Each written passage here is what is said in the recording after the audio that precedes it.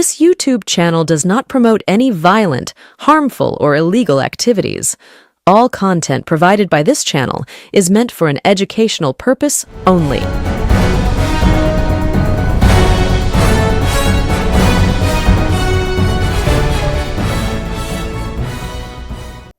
নমস্কার, আমি প্রতিবেদক সায়ন্তন চক্রবর্তী। আপনারা দেখছেন বঙ্গচক্র ইউটিউব চ্যানেল।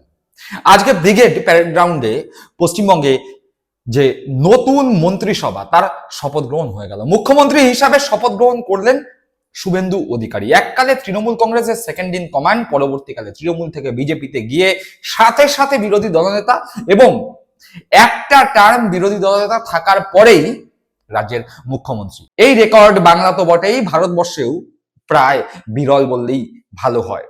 সেই শুভেন্দু অধিকারী মুখ্যমন্ত্রী হিসাবে শপথ গ্রহণ করলেন এবং একই সাথে দিলীপ ঘোষ, অগ্নিমিত্রা পাল সহ আরো বেশ কয়েকজন পূর্ণমন্ত্রী হিসাবে ব্রিগেড প্যারেড গ্রাউন্ডে শপথ গ্রহণ করলেন। আর ঠিক সেই মুহূর্তে দাঁড়িয়ে কোনো রকম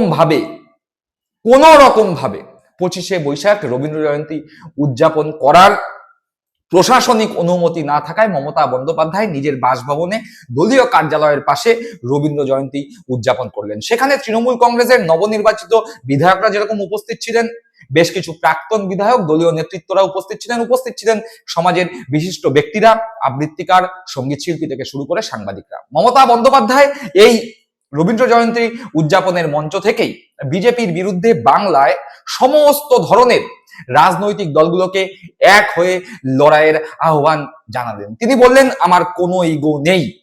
সেই কথা আমরা শুনেছি, আপনারাও নিশ্চয়ই শুনেছেন। যাই হোক, এ তো গেল মমতা বন্দ্যোপাধ্যায়ের কথা এবং আজ যেই ব্রিগেড প্যারেড গ্রাউন্ডে বিজেপির প্রথম মুখ্যমন্ত্রী হিসাবে বাংলায় শুভেন্দু অধিকারীর শপথ গ্রহণ, সেই অনুষ্ঠান।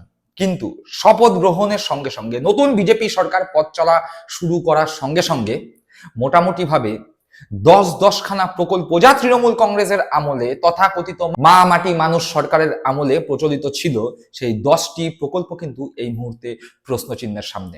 বলাই বাহুল্য, যেই 10টি প্রকল্পের কথা আমরা আপনাদের কাছে তুলে ধরবো, সেই প্রকল্পের মাধ্যমে গোটা বাংলার কোটি কোটি মানুষজন উপকৃত হয়েছেন। কি কি প্রকল্প, সেই প্রকল্পগুলো আপনাদের বললেই আপনারা বুঝতে পারবেন কোন প্রকল্পগুলো এই মুহূর্তে বড়সড় প্রশ্নচিহ্নের সামনে। একে একে বলছি প্রকল্পগুলো, আপনারা একটু ধৈর্য ধরে শুনবেন, তার কারণ এই পর্বের শেষে আরো গুরুত্বপূর্ণ দুটো কথা আপনাদের বলতে চলেছি। দেখুন, সবার প্রথমে লক্ষ্মীর ভান্ডার। আমরা জানি, সকলেই জানি যে 500 টাকা দিয়ে লক্ষ্মীর ভান্ডার শুরু হয়েছিল, যা পরবর্তীকালে 1000 এবং এই ভোটের আগে ফেব্রুয়ারি মাস থেকে 1500 টাকা করে বাংলার প্রায় 2.5 কোটি কাছাকাছি মহিলা 1500 টাকা করে মাসিক ভাতা পেতেন, যাকে লক্ষ্মীর ভান্ডার বলা হতো। সেই লক্ষ্মীর ভান্ডারের বিকল্প অন্নপূর্ণা ভান্ডারের একটি প্রতিশ্রুতি বিজেপি সরকার গড়ার আগে দিয়েছিল, ভোট নামার আগে দিয়েছিল এবং বলেছিল বাংলার মহিলারা 3000 টাকা করে পাবে। কিন্তু অতীতে যে সমস্ত রাজ্যে বিজেপি এই প্রতিশ্রুতি দিয়েছিল লক্ষ্মীর ভান্ডারের যে প্রকল্প, সেই প্রকল্পকে নকল করে, কিন্তু সে সমস্ত রাজ্যে এই ধরনের কোনো প্রকল্পের সুবিধা এখনো পর্যন্ত সেই রাজ্যের মহিলারা, সর্বস্তরের মহিলারা পেয়েছেন কিনা সেরকম তথ্য এখনো পর্যন্ত পাওয়া যায় না। তাই এই লক্ষ্মীর ভান্ডার প্রকল্প বন্ধ হবে এ কথা নিশ্চিতভাবে বলে দেওয়া যায়, কিন্তু অন্নপূর্ণা ভান্ডার চালু হবে কিনা সে বিষয়ে এখনো পর্যন্ত কোনো রকম নিশ্চয়তা দেখা যায়নি। যদিও এই মুহূর্তেই অন্নপূর্ণা ভান্ডার নিয়ে বিজেপিকে প্রশ্ন করা অনুচিত, তার কারণ বিজেপি সরকার সবেমাত্র শপথ গ্রহণ করেছে, অন্ততপক্ষে 1 বছর তো তাদের সময় দিতেই হবে। কিন্তু লক্ষ্মীর ভান্ডার বন্ধ হচ্ছে এ জিনিস একেবারে বাস্তব। এই প্রকল্প সবার আগে বন্ধ হওয়ার তালিকায় রয়েছে। দ্বিতীয় যেই প্রকল্পের কথা আমরা আপনাদের সামনে তুলে ধরছি, সেই প্রকল্পটিও বন্ধ হতে পারে বলেই ধারণা। কি প্রকল্প? সবুজ সাথী। আপনারা জানেন, সবুজ সাথী প্রকল্পের মাধ্যমে স্কুলে ছাত্রছাত্রীদের সাইকেল দেয়া হতো। হয়তো এই প্রকল্পও এবার মুখ থুবড়ে পড়তে চলেছে। বিজেপি সরকার ক্ষমতায় এসে সবুজ সাথী প্রকল্পে যে সাইকেল দেওয়া হয়, সেটি কি আদৌ চালু রাখবে? প্রশ্নচিহ্নের মুখে। এরপরে স্বাস্থ্য সাথী। বলাই বাহুল্য, বিজেপি এই রাজ্যে জেতার পরেই একেবারে রাজ্যের দরজা খুলে দেওয়া হয়েছে আয়ুষ্মান ভারত প্রকল্পের জন্য। এবং আয়ুষ্মান ভারত কার্ড আপনারা সকলেই জানেন, যাদের পাকা বাড়ি আছে, যাদের স্কুটি বা 2 হুইলার আছে, যাদের কাছে অ্যান্ড্রয়েড মোবাইল আছে, এরকম বিভিন্ন ক্রাইটেরিয়া দেয়া আছে। এই ধরনের ক্রাইটেরিয়ার মধ্যে যারা পড়বেন না, তারা সেই আয়ুষ্মান ভারত কার্ড পাবেন না। উল্টো দিকে স্বাস্থ্যসাথী সবার জন্য ছিল। আয়ুষ্মান ভারত কার্ড বাংলায় প্রবেশের সঙ্গে সঙ্গে স্বাস্থ্যসাথী কার্ড বন্ধ হবে এবং ইতিমধ্যে আমরা দেখতে পাচ্ছি বিভিন্ন খবরে দেখাচ্ছে যে স্বাস্থ্যসাথী কার্ড ইতিমধ্যেই বিভিন্ন নার্সিংহোমে, হাসপাতালে অ্যাকসেপ্ট করছে না, গ্রহণ করছে না। ফলে স্বাস্থ্যসাথীও প্রশ্নচিহ্নের মুখে। যে স্বাস্থ্যসাথী বাংলার বিপুল সংখ্যক মানুষকে ভরসা জুগিয়েছিল, এই স্বাস্থ্যসাথী কার্ডও কিন্তু এই মুহূর্তে বড়সড় প্রশ্নচিহ্নের মুখে। ঠিক এর পরের যেটা রয়েছে সেটা কন্যাশ্রী। জানেন, সকলেই জানেন, কন্যাশ্রী এমন একটি প্রকল্প যে প্রকল্প গোটা বিশ্ব জুড়ে প্রশংসিত হয়েছে। রাজ্য সরকার মমতা বন্দ্যোপাধ্যায় পুরস্কৃত হয়েছেন এই প্রকল্পের জন্য। সেই কন্যাশ্রীও বিজেপি সরকারের আমলে চালু থাকবে কিনা সেটা নিয়েও প্রশ্ন রয়েছে।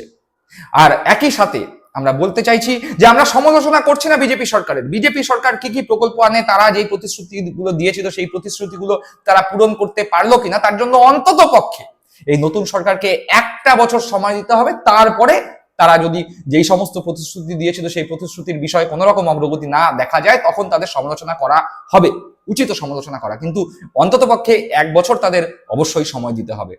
যদিও সে বিষয়ে কথা হচ্ছে না, কথা হচ্ছে কোন কোন প্রকল্পগুলো, তৃণমূল কংগ্রেস আমাদের কোন কোন প্রকল্পগুলো এই মুহূর্তে প্রশ্নচিহ্নের সামনে। ইতিমধ্যেই কয়েকটা প্রকল্পের নাম বললাম। এর পরের প্রকল্প যেটি বন্ধ হয়ে যেতে পারে সেটি হলো খাদ্যসাথী। আপনারা জানেন, খাদ্যসাথী প্রকল্পের মাধ্যমে বহু মানুষ ফ্রিতে রেশন পেত। দেবাংশুর সেই গানের লাইন, রক্ত ভাত খাচ্ছে মা এই দৃশ্য আর না, খাদ্যসাথীর ভাত পায় দিদিমণি তোমায় চাই। যদিও দিদিমণিকে বাংলার মানুষ চায়নি, কিন্তু খাদ্যসাথীর ভাত বাংলার মানুষ কিন্তু পেত। সেই খাদ্যসাথী কি চালু থাকবে, প্রশ্ন উঠছে। উত্তর এই মুহূর্তে অজানা।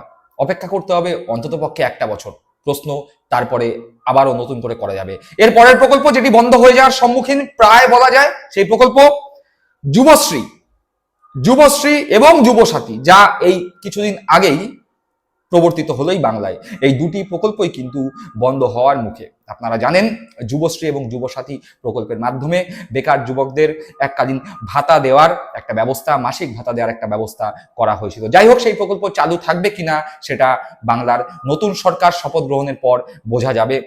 মোটামুটি ভাবে এই প্রকল্পগুলো বন্ধ হওয়ার মুখে। এর পরের প্রকল্প কি? এর পরের প্রকল্প রূপশ্রী প্রকল্প।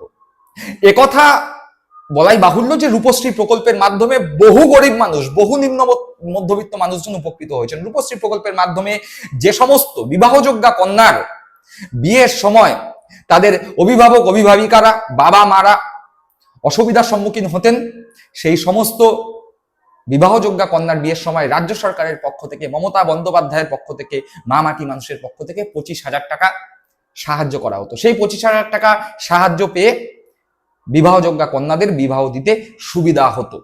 এই রূপশ্রী প্রকল্প আগামী দিনে চালু থাকবে কিনা সেটিও প্রশ্নচিহ্নের মুখে। এবং একথা বলতে বিন্দুমাত্র দ্বিধা নেই, আপনি মমতা বন্দ্যোপাধ্যায়ের সমালোচক হন, সমর্থক হন, একথা আপনিও স্বীকার করবেন যে রূপশ্রী প্রকল্পের মাধ্যমে প্রতি পাড়ায় নিদেন পক্ষে 10-10টি পরিবার উপকৃত হয়েছে। হয়তো এমনও লোক আছে যারা এবার বিজেপিকে ভোটও দিয়েছে, মমতা বন্দ্যোপাধ্যায়ের সমালোচনাও করেছে, তাদের পরিবারও রূপশ্রী প্রকল্পের সুবিধা পেয়েছে। যাই হোক, মানুষজন সরকারের টাকায়, জনগণের ট্যাক্সের টাকায় বিভিন্ন প্রকল্পের সুবিধা পেলেই যে সরকারে আছে তাকে ভোট দেবে, এরকম কোনো বিষয় নেই, বাধ্যবাধকতা নেই। তাও এই রূপশ্রী প্রকল্প যা মমতা বন্দ্যোপাধ্যায় প্রবর্তন করেছিলেন, এই রূপশ্রী প্রকল্পও কিন্তু এই মুহূর্তে প্রশ্নচিহ্নের সম্মুখে রয়েছে।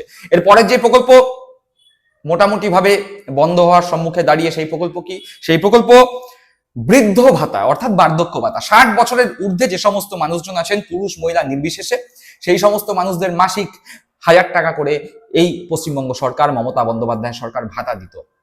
নতুন সরকার কি সেই ভাতা চালু রাখবেন, প্রশ্ন উঠছে। উত্তর নতুন সরকারের কাছে চাওয়ার সময় এখনো আসেনি। অন্ততপক্ষে একটা বছর অপেক্ষা করার পরে বাংলার মানুষজন সেই প্রশ্ন তুলতে পারেন। কিন্তু এখন দেখার এই বার্ধক্য ভাতা বিজেপি সরকার চালু রাখেন কিনা। এরপরের প্রকল্প কৃষক বন্ধু। কৃষকদের সহায়তা করা হতো বাংলার সরকারের পক্ষ থেকে, সেই কৃষক বন্ধু প্রকল্প চালু থাকবে কিনা সেটিও প্রশ্নচিহ্নের মুখে। খুব সম্ভবত এই প্রকল্প বন্ধ হতে চলেছে। আর শেষ যে প্রকল্প অন্তত পক্ষে আমাদের এই তালিকায়, সেই প্রকল্প বাংলার বাড়ি প্রকল্প বা ঘরোয়া বাড়ি। অর্থাৎ মমতা বন্দ্যোপাধ্যায় যে কথা বলেছিলেন যে রাজ্য সরকার নিজের টাকাতেই বাংলার মানুষদের বাড়ি করে দেবে, সেই বাংলার বাড়ি প্রকল্প কি চালু থাকবে? এটিও এই মুহূর্তে বড়সড় প্রশ্নচিহ্নের মুখে। দেখুন, যেই সমস্ত প্রকল্পগুলোর কথা বললাম, এই সমস্ত প্রকল্পের মাধ্যমে বাংলার নিম্নবিত্ত মানুষ, বাংলার মধ্যনিম্নবিত্ত মানুষ অত্যন্তভাবে উপকৃত হতেন।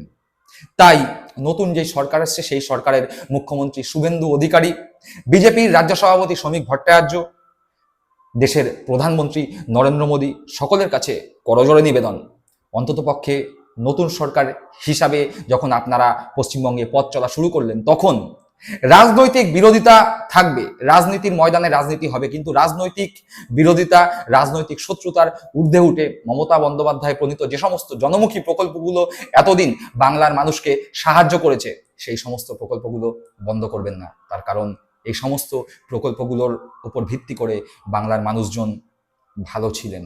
দর্শক বন্ধুরা, আপনারা কি মনে করছেন? অবশ্যই কমেন্ট বক্সে কমেন্ট করে জানাবেন। সকলে ভালো থাকবেন, সুস্থ থাকবেন। জয় হিন্দ, বন্দে মাতরম।